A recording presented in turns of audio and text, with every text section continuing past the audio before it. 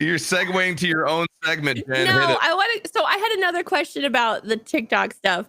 It's, when you make these, how much time do you put into picking what you're like? I think a lot of the success on TikTok in that is keeping with the trends and kind of staying on top of like the sudden and, the different challenges that are going around. Because that way you continue to trend with that challenge.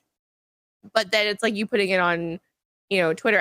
I think that's important too. So like, do you find the challenges and then the videos you want to fit into the challenge or like the ideas, or do you have these ideas and then the challenge kind of presents itself afterwards?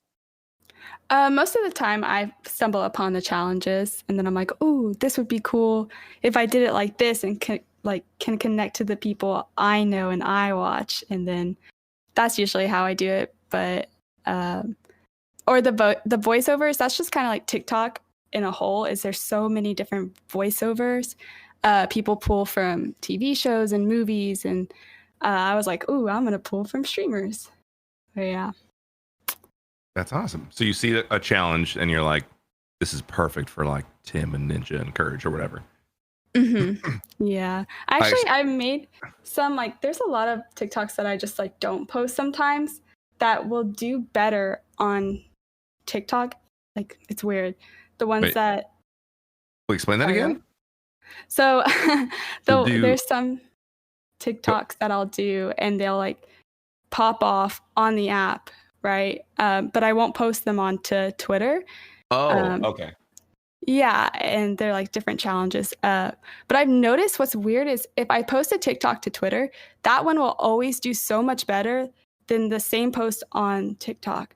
But if I post a TikTok, I don't know how to explain this. Like if I post like a TikTok-y trend to Twitter, it never does well. It's weird. Huh. So you experience better traction than you're saying when you post on both, or just TikTok by itself? I guess to summarize it, it always does better on Twitter than TikTok. Every time?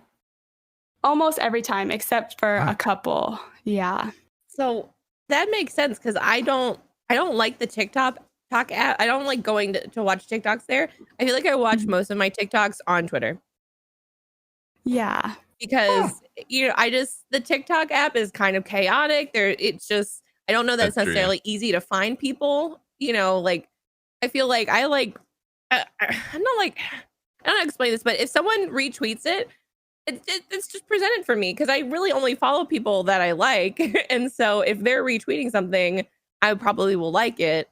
And yeah, I just kind of keep up to date on it that way. You guys sound like boomers because, Reels is the new thing. Come on now. Oh, you might. Instagram. Yeah, you might. All right, Mr. Robot. Yeah. Okay, all right. Well, I'm going to go away. Good podcast. Beep, bop, boop. What Thank an you, absolute PM, mess. for joining us. Sorry, I was speaking robot. I was trying to speak his language. I've actually noticed that I consume most of my TikToks on Instagram as well. So that might be Instagram. See, yeah, Instagram stories. Typically, you cling to that Instagram. Actually, I don't know. It's just kind of like, it's relaxing. I like Twitter too. Twitter's great. It's fantastic. But just for like a visual medium, I feel like Instagram's a little bit better. I only like Instagram for stories. I feel like stories are the most compelling part of Instagram. If it didn't have stories, I'd be like, whatever. Like, there's no reason to follow Instagram other than stories for me personally. But